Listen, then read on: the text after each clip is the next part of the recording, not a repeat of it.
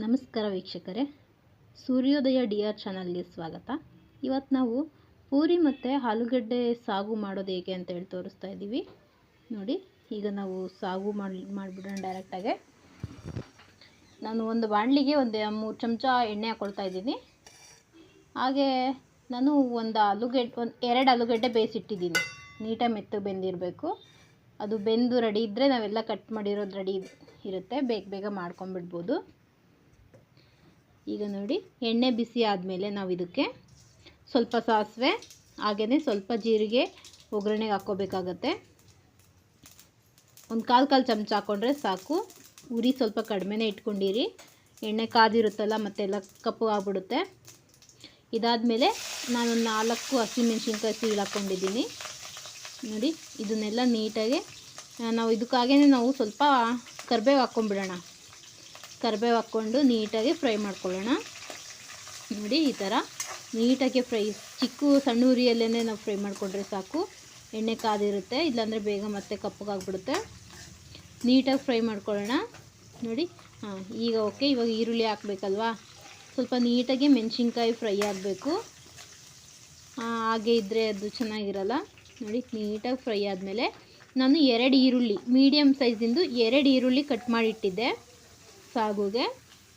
ನೋಡಿ, 2 ಈರುಳ್ಳಿ ಕೂಡ ಹಸಿಮೆಣ್ಸಿನ್ಕಾಯಿ ಇದೆಯಲ್ಲ ಅದರೊಳಗಡೆ ಬಾಣಲಿಲಿ ಹಾಕ್ಕೊಂಡು ನೀಟಾಗಿ ಫ್ರೈ ಮಾಡ್ಕೋಬೇಕು. ಇದು ಸ್ವಲ್ಪ ನೀಟಾಗಿ ಒಂದು ಸ್ವಲ್ಪ ಲೈಟಾಗಿ ಕಲರ್ ಚೇಂಜ್ ಆಗಬೇಕು, ಗೋಲ್ಡನ್ ಕಲರ್ ಸ್ವಲ್ಪ ಲೈಟಾಗಿ ಬರ್ತಾಯಿದೆ ಅಂದಾಗ ನಾವು ಬೇರೆನ ಆ್ಯಡ್ ಮಾಡ್ಕೋಬೋದು. ನೀಟಾಗಿ ಎಣ್ಣೆ ಒಳಗಡೆ ಫ್ರೈ ಮಾಡ್ಕೊಳ್ಳೋಣ. ಹಸಿ ಸ್ಮೆಲ್ಲೆಲ್ಲ ಹೋಗಬೇಕು ಈರುಳ್ಳಿದು. ನೋಡಿ, ಈ ಥರ ನಾವು ನೀಟಾಗಿ ಫ್ರೈ ಮಾಡಿಕೊಂಡ್ರೆ ಚೆನ್ನಾಗಿರುತ್ತೆ, ನೀಟಾಗಿ ಬೇಯುತ್ತೆ. ನೋಡಿ, ಸ್ವಲ್ಪ ಉರಿ ಇಟ್ಕೊಂಡ್ರು ಓಕೆನೇ ನಡೆಯುತ್ತೆ. ಕೈ ಆಡಿಸ್ತಾನೆ ಇರಬೇಕು, ನೀಟಾಗಿ ಬೇಯಬೇಕಲ್ವ ಅದು. ನೋಡಿ, ಎಣ್ಣೆ ಒಳಗಡೆ ನೀಟಾಗಿ ಈರುಳ್ಳಿ ಬೇಯ್ತಾ ಇದೆ. ಈ ಥರ ನೀಟಾಗಿ ಬೇಯುವಾಗ ಇದಕ್ಕೆ ನಾವು 1 ಟೊಮೊಟೊ ತೊಗೊಂಡಿದ್ದೀನಿ ನಾನು ಅಷ್ಟೇ. 1 ಟೊಮೊಟೊ, ಒಂದು ಮೀಡಿಯಮ್ ಸೈಜಲ್ಲಿ, ತುಂಬ ದೊಡ್ಡದಲ್ಲ, ಒಂದು ಮೀಡಿಯಮ್ ಸೈಜಲ್ಲಿ ಒಂದು ಚಿಕ್ಕದು ಟೊಮೊಟೊ ಕಟ್ ಮಾಡಿ ಎತ್ತಿಟ್ಟಿದ್ದೆ ನಾನು. ನೋಡಿ, ಈರುಳ್ಳಿ ನೀಟಾಗಿ ಫ್ರೈ ಆಗಿದೆ. ಈಗ ಒಂದು ಟೊಮೊಟೊ ಕಟ್ ಮಾಡಿ ಹಾಕ್ಕೊಳ್ತಾ ಇದ್ದೀನಿ ನಾನು. ನೋಡಿ, ಈ ಥರ ನೀಟಾಗಿ ಫ್ರೈ ಮಾಡ್ಕೊಳ್ಳೋಣ. ಹಾಗೆಯೇ ಮೊದಲನೇ ಬಾರಿ ನಮ್ಮ ಚಾನಲ್ ನೋಡ್ತಾ ಇದ್ದರೆ ಸಬ್ಸ್ಕ್ರೈಬ್ ಮಾಡ್ಕೊಳ್ಳಿ, ಶೇರ್ ಮಾಡಿ, ಹಾಗೆ ಲೈಕ್ ಮಾಡಿ. ನೀವು ಒಮ್ಮೆ ಮನೇಲಿ ಮಾಡ್ಕೊಂಡು ತಿನ್ನೋಡಿ, ಹೇಗಿದೆ ಅಂತ ಹೇಳಿ ನಮಗೆ ತಿಳಿಸಿ. ನೋಡಿ, ಈ ಥರ ಟೊಮೊಟೊ ಮತ್ತು ಈರುಳ್ಳಿ ನೀಟಾಗಿ ಫ್ರೈ ಆಗಬೇಕು. ನೀಟಾಗಿ ಫ್ರೈ ಆಗಿ ನೋಡಿ, ಈ ಥರ ಬೇಯ್ತಾ ಇದೆ ಅದು ಚೆನ್ನಾಗಿ. ನಾನು ಇದಕ್ಕೆ 1 ಕ್ಯಾರೆಟು ಮತ್ತು ಸ್ವಲ್ಪ ಬಟಾಣಿ ನೈಟೇ ನೆನೆಸಿಟ್ಟಿರಬೇಕು. 1 ಕ್ಯಾರೆಟ್ ಕಟ್ ಮಾಡಿದ್ದೀನಿ. ನೋಡಿ, ಇದು ನೀಟಾಗಿ ಇಷ್ಟು ಬೇಯ್ತಾ ಇದೆ ಅಂದಮೇಲೆ ನಾವು ಕಟ್ ಮಾಡಿಟ್ಟಿರೋದು ಮತ್ತು ಬಟಾಣಿ, ಕ್ಯಾರೆಟು ಬಟಾಣಿ 2 ಕೂಡ ನಾನು ಅದರೊಳಗಡೆ ಆ್ಯಡ್ ಮಾಡ್ತಾಯಿದ್ದೀನಿ. ಇದನ್ನು ನಾವು ನೀಟಾಗಿ ಫ್ರೈ ಮಾಡ್ಕೊಳ್ಳೋಣ ಎಣ್ಣೆ ಒಳಗಡೆ. ಇದು 1 ನಿಮಿಷ ಸ್ವಲ್ಪ ಫ್ರೈ ಆದಮೇಲೆ ನಾವು ಇದಕ್ಕೆ ಉಪ್ಪು ಮತ್ತು ಅರಿಶಿನ ಹಾಕ್ಕೋಬೇಕಾಗತ್ತೆ. ನೋಡಿ, ನೀಟಾಗಿ ಅದು ಫ್ರೈ ಆಗ್ತಾಯಿದೆ. ಈಗ ನಾನು ಅದಕ್ಕೆ ಉಪ್ಪು ಹತ್ತಬೇಕಲ್ವ, ಕ್ಯಾರೆಟು ಮತ್ತು ಬಟಾಣಿ ಅದಕ್ಕೆ ಹಾಕಿರೋ ತರಕಾರಿಗೆಲ್ಲ ಉಪ್ಪು ಎಷ್ಟು ಬೇಕಾಗುತ್ತೆ ಅಂತ ಹೇಳಿ ನೋಡಿ. ನಾನು ಒಂದು ಅರ್ಧ ಚಮಚ, ಸ್ಟಾರ್ಟಿಂಗು ಒಂದು ಅರ್ಧ ಚಮಚ ಉಪ್ಪು ಹಾಕ್ತಾಯಿದ್ದೀನಿ. ಉಪ್ಪು ಚಮಚದಲ್ಲಿ ಒಂದು ಅರ್ಧ ಮುಕ್ಕಾಲು ಚಮಚ ಹಾಕ್ಕೊಂಡಿದ್ದೀನಿ. ಬೇಕು ಅಂದರೆ ನಾವು ಆಮೇಲೆ ಕೂಡ ಟೇಸ್ಟ್ ನೋಡಿ ಹಾಕ್ಕೋಬೋದು. ನೋಡಿ, ಇದು ಸ್ವಲ್ಪ ಈಗ ಒಂದು 1/4 ಚಮಚದಷ್ಟು ಅರಿಶಿನ ಹಾಕ್ಕೊಳ್ಳೋಣ. ಇದಕ್ಕೆ ಅರಿಶಿನ ಹಾಕ್ಕೊಂಡ್ರೆ ಸಾಗುಗೆ ಕಲರ್ ಚೆನ್ನಾಗಿ ಬರುತ್ತೆ, ಇಲ್ಲಾಂದರೆ ಕಲರ್ ಇರೋದಿಲ್ಲ. ನೋಡಿ, ಇದು ನೀಟಾಗಿ ಬೇಯಬೇಕಾದ್ರೆ ಇವಾಗ ನಾವು ಒಂದು 1/4 ಚಮಚ ಅರಿಶಿನ ಹಾಕ್ಕೊಳ್ಳೋಣ. ಉಪ್ಪು ಹಾಕಿದ್ದೀವಿ, ಹಾಗೆ ಅರಿಶಿನ ಹಾಕ್ಕೊಂಡಿದ್ದೀವಿ. ಇದನ್ನು ನೀಟಾಗಿ ಮಿಕ್ಸ್ ಮಾಡ್ಕೊಳ್ಳೋಣ. ನೋಡಿ, ಕಲರ್ ಚೆನ್ನಾಗೇ ಇದಾಗಿದೆ. ತುಂಬಾ ಜಾಸ್ತಿ ಅರಿಶಿನ ಹಾಕ್ಕೊಳ್ಳೋದು ಬೇಡ, 1/4 ಚಮಚ ಹಾಕ್ಕೊಂಡ್ರೆ ಸಾಕು. ನೀಟಾಗಿ ಫ್ರೈ ಮಾಡ್ಕೊಳ್ಳೋಣ. ನೋಡಿ, ಚೆನ್ನಾಗಿ ಕಲರು ಕೂಡ ಚೆನ್ನಾಗಿ ಕಾಣಿಸ್ತಾ ಇದೆ. ನೀಟಾಗಿ ಫ್ರೈ ಆದಮೇಲೆ ಇದಕ್ಕೆ ನಾನು ಒಂದು 2 ಚಮಚ 2-3 ಚಮಚದಷ್ಟು ಕಡಲೆ ಹಿಟ್ಟು ಬೇಕಾಗುತ್ತೆ ನಮಗೆ.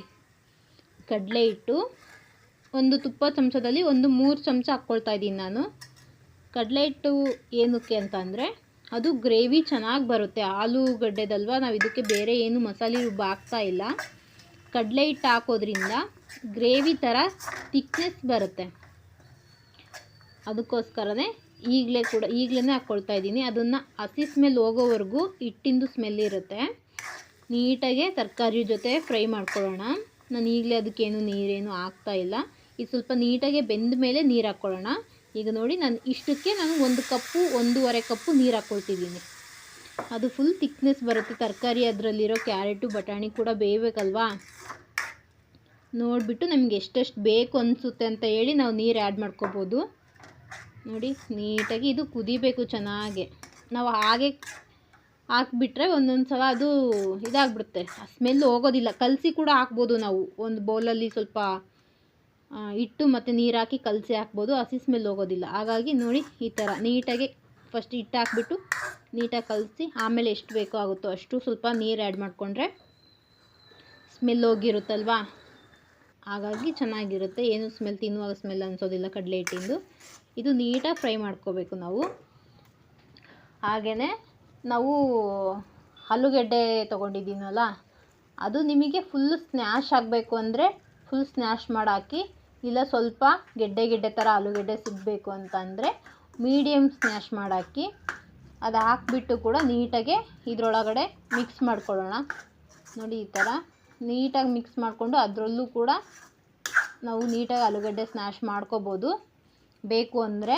ಇಲ್ಲ ಬಾಯಿ ಸಿಕ್ಕರೆ ಚೆನ್ನಾಗಿರುತ್ತೆ ಅಂತ ಏನಾದರೂ ಇದ್ದರೆ ಹಾಗೆ ಬಿಡಿ. ನಾವು ಇಷ್ಟ ಆದಮೇಲೆ ನಿಮಗೆ ಸಾಗು ಎಷ್ಟು ಗಟ್ಟಿ ಇರಬೇಕು ಅಥವಾ ಸ್ವಲ್ಪ ಮೀಡಿಯಮ್ ತೆಳ್ಳಗಿದ್ರೆ ಸಾಕು, ಅದು ನೋಡ್ಕೊಂಡು ನಿಮ್ಗೆ ಎಷ್ಟು ಬೇಕೋ ಅನಿಸುತ್ತೋ ಅಷ್ಟು ನೀರು ಹಾಕ್ಕೋಬೇಕು. ಆಲೂಗಡ್ಡೆ ಹಾಕಿರ್ತೀವಲ್ಲ ಅದು ನೀಟಾಗಿ ಫುಲ್ ಥಿಕ್ನೆಸ್ ಬಂದುಬಿಡುತ್ತೆ. ನೀವು ಸ್ಟಾರ್ಟಿಂಗ್ ಸ್ವಲ್ಪ ತೆಳ್ಳಗಿಟ್ಕೊಂಡ್ರೂ ಓಕೆನೇ, ಅದು ಮತ್ತೆ ತಣ್ಣಗಾದರೆ ಗಟ್ಟಿ ಆಗೇ ಆಗುತ್ತೆ ಸ್ವಲ್ಪ. ನೋಡಿ ಈ ಥರ ತರಕಾರಿ ಕೂಡ ಬೆಂದಿದೆಯೋ ಇಲ್ಲೋ ಅಂತ ಹೇಳಿ ಒಮ್ಮೆ ಚೆಕ್ ಮಾಡ್ಕೊಂಬಿಡಿ ನೀವು ಆಲೂಗಡ್ಡೆ ಹಾಕೋದ್ಕಿಂತ ಮುಂಚೆನೇ. ಇಲ್ಲಾಂದರೆ ಇನ್ನೂ ಸ್ವಲ್ಪ ಬೇಯಿಸ್ಕೊಂಡು ಆಮೇಲೆ ಆಲೂಗಡ್ಡೆ ಆ್ಯಡ್ ಮಾಡ್ಬೋದು. ನೋಡಿ ಸಿಂಪಲ್ಲಾಗಿ ಮಾಡ್ಬೋದು, ಏನು ತುಂಬ ಟೈಮ್ ಆಗೋದಿಲ್ಲ, ಏನಿಲ್ಲ, ಮಸಾಲೆ ರುಬ್ಬೋದಿಲ್ಲ, ಏನಿಲ್ಲ. ನೋಡಿ ಹಾಗೆಯೇ ನಾನು ಪೂರಿ ಮಾಡೋದು ಹಾಗೆ ಅದು ಬೇಯ್ತಾ ಇರಲಿ. ನಾನು 1/4 ಕಪ್ಪು ಗೋಧಿ ಹಿಟ್ಟು ತೊಗೊಂಡಿದ್ದೆ, ಅದಕ್ಕೆ 1 ಕಪ್ಪು ಸೇಮ್ ಬೌಲಲ್ಲೇ 1 ಕಪ್ಪು ಮೈದಾ ಹಾಕ್ಕೊಂಡಿದ್ದೀನಿ. ಅಲ್ಲಿಗೆ 2/4 ಕಪ್ಪು ಹಿಟ್ಟಾಯಿತು. ಇದಕ್ಕೆ ಒಂದು ಸ್ವಲ್ಪ ಸೋಡಾ ಹಾಕ್ಕೊಂಡು ಹಾಗೆಯೇ ಒಂದು ರುಚಿಗೆ ಎಷ್ಟು ಬೇಕೋ ಅಷ್ಟು ಉಪ್ಪು ಹಾಕ್ಕೊಳ್ತಾ ಇದ್ದೀನಿ ಪೂರಿ ಮಾಡಲಿಕ್ಕೆ. ನೋಡಿ 2 ವೀಡಿಯೋಸ್ ನಾನು ನಿಮಗೆ ಒಂದರಲ್ಲೇ ಸಾಗು ಮತ್ತು ಪೂರಿ ಮಾಡ್ಕೊಳ್ಳೋದು ತೋರಿಸ್ತಾ ಇದ್ದೀನಿ. ಇದಿಷ್ಟ ಆದಮೇಲೆ ಅದನ್ನು ಒಂದು ಸ್ವಲ್ಪ ನಾನು ಸಕ್ಕರೆ ಹಾಕ್ಕೊಳ್ತಿದ್ದೀನಿ. ಒಂದು ತುಪ್ಪ ಚಮಚದಲ್ಲಿ 1 ಚಮಚ ಹಾಕ್ಕೊಂಡ್ರೆ ಸಾಕು. ನೋಡಿ ಸ್ವಲ್ಪ ಸೋಡಾ ಹಾಕಿದ್ದೀನಿ. ಹಾಗೆಯೇ ನಾವು ಇದಕ್ಕೆ ಒಂದು ಸ್ವಲ್ಪ ಸಕ್ಕರೆ ಹಾಕ್ಕೊಳ್ಳೋಣ. ಸಕ್ಕರೆ ಏನಕ್ಕೆ ಅಂತ ಅಂದರೆ ನೀವು ಸ್ವೀಟ್ ಆಗೋಷ್ಟೇ ಹಾಕ್ಕೋಬೇಡಿ. ಒಂದು ತುಪ್ಪ ಚಮಚದಲ್ಲಿ 1 ಚಮಚ ಹಾಕ್ಕೊಂಡ್ರೆ ಇದಕ್ಕೇನು ಸ್ವೀಟ್ ಆಗೋದಿಲ್ಲ. ಪೂರಿ ಕಲರ್ ಚೆನ್ನಾಗಿ ಬರುತ್ತೆ, ಕಲರ್ ಚೆನ್ನಾಗಿ. ನೋಡಿ ಇಷ್ಟೇ. ಅದರಲ್ಲಿ ನಾನು 1/4 ಚಮಚ ಹಾಕ್ಕೊಳ್ತಾ ಇದ್ದೀನಿ. ನೀವು ತುಪ್ಪ ಚಮಚದಲ್ಲಿ 1 ಚಮಚ ಬೇಕಿದ್ರೂ ಹಾಕ್ಕೋಬೋದು. ನೀಟಾಗಿ ಮಿಕ್ಸ್ ಮಾಡ್ಕೊಳ್ಳೋಣ ಇದನ್ನು. ಫಸ್ಟು ಉಪ್ಪು ಸೋಡಾ ಎಲ್ಲ ನೀಟಾಗಿ ಇದಾಗಬೇಕಲ್ವಾ, ನೀಟಾಗಿ ಮಿಕ್ಸ್ ಮಾಡಿಬಿಟ್ಟು ನಾವು ಇದಕ್ಕೆ ನಮಗೆ ಎಷ್ಟೆಷ್ಟು ಸ್ವಲ್ಪನೇ ನೀರು ಆ್ಯಡ್ ಮಾಡ್ಕೊತ ಕಲಿಸ್ಕೋಬೋದು. ಫಸ್ಟು ಹಿಟ್ಟನ್ನು ನಾನು ನೀಟಾಗಿ ಕಲಿಸ್ಕೊಂಡಿದ್ದೀನಿ. ಉಪ್ಪು ಮತ್ತು ಸೋಡಾ ಸಕ್ಕರೆ ಎಲ್ಲ ಹಾಕಿದ್ದೀನಲ್ವಾ, ನೀಟಾಗಿ ಒಣ ಹಿಟ್ಟನ್ನೇ ಕಲಿಸಿದ್ದೀನಿ. ಇದಾದಮೇಲೆ ನಾವು ನೀರು ಎಷ್ಟೆಷ್ಟು ಬೇಕು ಅಂತ ಹೇಳಿ ನೋಡಿ ಸ್ಟಾರ್ಟಿಂಗಿಂದ ಸ್ವಲ್ಪನೇ ಹಾಕಿ ನೀಟಾಗಿ ಕಲಿಸ್ಕೋಬೇಕು. ನಾವು ಚಪಾತಿ ಮಾಡೋದಕ್ಕೆ ಕಲಿಸ್ತೀವಲ್ವ ಅದಕ್ಕೆ ಕಲಿಸ್ಕೊಂಡ್ರೆ ಸಾಕು. ನೋಡಿ ಆದಷ್ಟು ಹಿಟ್ಟು ನೀಟಾಗಿ ಕಲಿಸ್ಕೊಳ್ಬೇಕು. ನೀಟಾಗಿ ಕಲಿಸ್ಕೊಂಡ್ರೆ ಪೂರಿ ತುಂಬ ಚೆನ್ನಾಗಿ ಉಬ್ಬಿ ಬರುತ್ತೆ. ನೋಡಿ ನೀಟಾಗಿ ನಿಧಾನವಾಗೇ ಕಲಿಸ್ಕೊಂಡ್ರೆ ಓಕೆ. ತುಂಬ ಉಸರ ಮಾಡಿಕೊಂಡು ಎಲ್ಲ ಕಲಿಸೋದೇನು ಬೇಡ, ಎಲ್ಲ ಚೆಲ್ಲಿ. ಚಪಾತಿ ಏನಕ್ಕೆ ಮಾಡಬೇಕಲ್ವಾ. ನೋಡಿ ನೀಟಾಗಿ ಕಲಿಸ್ಕೊಳ್ತಾ ಇದ್ದೀನಿ. ಆದಷ್ಟು ನೀಟಾಗಿ ಹಿಟ್ಟು ನೋಡಿ ಈ ಥರ ನೀಟಾಗಿ ನಾದ್ಕೋಬೇಕು. ನಾನು ಹಿಟ್ಟು ಅದು ರೆಡಿ ಆದಮೇಲೆ ಇದಕ್ಕೆ 1 ಚಮಚ ಎಣ್ಣೆ ಹಾಕ್ಕೊಂಡಿದ್ದೀನಿ. ಹಿಟ್ಟಿಗೆ 1 ಚಮಚ ಎಣ್ಣೆ ಹಾಕ್ಕೊಂಡ್ರೆ ಏನೇ ಸೈಡಲ್ಲಿರೋ ಹಿಟ್ಟು ಎಲ್ಲ ಬೌಲಲ್ಲಿರೋದು ಎಲ್ಲ ನೀಟಾಗಿ ಅಂಟ್ಕೊಳ್ಳುತ್ತೆ. ಹಾಕಿ ಇದನ್ನು ಒಂದು 10 ನಿಮಿಷ ಬಿಡಬೇಕು ನೆನಲಿಕ್ಕೆ. ನೀಟಾಗಿ ಕಲಸಿ ಒಂದು 10 ನಿಮಿಷ ಸೈಡಿಗೆ ಇಟ್ಬಿಟ್ರೆ ಚೆನ್ನಾಗೇ ನೆಂದಿರುತ್ತೆ. ಅದಾದಮೇಲೆ ನಮಗೆ ಇನ್ನೊಮ್ಮೆ ನಾದ್ಕೊಂಡು ನಮಗೆ ಯಾವ ಸೈಜಿಗೆ ಪೂರಿ ಬೇಕು ಆ ಸೈಜಿಗೆ ನಾವು ಉಂಡೆ ಮಾಡಿ ಇಟ್ಕೊಬೋದು. ಚಪಾತಿ ಅಷ್ಟೇ ದೊಡ್ಡದೇನು ಬೇಡ, ಅದಕ್ಕಿಂತ ಸ್ವಲ್ಪ ಚಿಕ್ಕ ಸೈಜಲ್ಲೇ ನೋಡಿ ಇಷ್ಟಿಷ್ಟಿದ್ರೆ ಸಾಕು. ಒಂದು ನಿಂಬೆಹಣ್ಣಿನ ಗಾತ್ರ ತೊಗೊಂಡ್ರೆ ಸಾಕು ನಿಮಗೆ ಪೂರಿ ಮಾಡಲಿಕ್ಕೆ. ಒಂದು ಮೀಡಿಯಮ್ ನಿಂಬೆಹಣ್ಣು ಬರುತ್ತಲ್ಲ ಆ ಗಾತ್ರ ಆದರೆ ಪೂರಿ ಮಾಡಲಿಕ್ಕೆ ಸಾಕು. ನಾನೆಲ್ಲ ನೀಟಾಗಿ ಮುರಿದಿಟ್ಕೋತಾ ಇದ್ದೀನಿ. ನೋಡಿ ಎಲ್ಲ ನಾನು ಯಾವುದು ಸ್ಕಿಪ್ ಮಾಡ್ತಿಲ್ಲ, ಹಾಗೆಯೇ ಎಲ್ಲ ಮಾಡ್ತಾಯಿದ್ದೀನಿ. ನಾ 2/4 ಕಪ್ಪಿಂದಲ್ವ ಹಿಟ್ಟು ಇಷ್ಟು ಬರ್ತಾಯಿದೆ.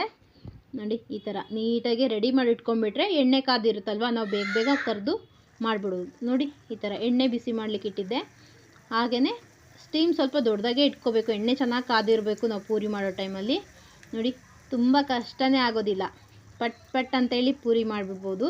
ಕಲಸಿದ್ದೆಲ್ಲ ರೆಡಿ ಇದ್ಬಿಟ್ರೆ ನೋಡಿ ಎಷ್ಟು ಚೆನ್ನಾಗಿ ಉಬ್ಬಿ ಬಂದಿದೆ, ಕಲರ್ ಕೂಡ ತುಂಬ ಚೆನ್ನಾಗಿದೆ. ಆರಾಮಾಗಿ ಮನೆಯಲ್ಲಿ ಮಾಡ್ಕೊಂಡು ತಿನ್ಬೋದು ಬಿಸಿ ಬಿಸಿ ಪೂರಿ. ನೋಡಿ ಆಲೂ ಸಾಗು ಮತ್ತು ಪೂರಿ ತುಂಬ ಚೆನ್ನಾಗಿರುತ್ತೆ. ಒಮ್ಮೆ ಮಾಡ್ಕೊಂಡು ಟೇಸ್ಟ್ ಮಾಡಿ ನೋಡಿ. ಧನ್ಯವಾದಗಳು. ಬಾಯ್.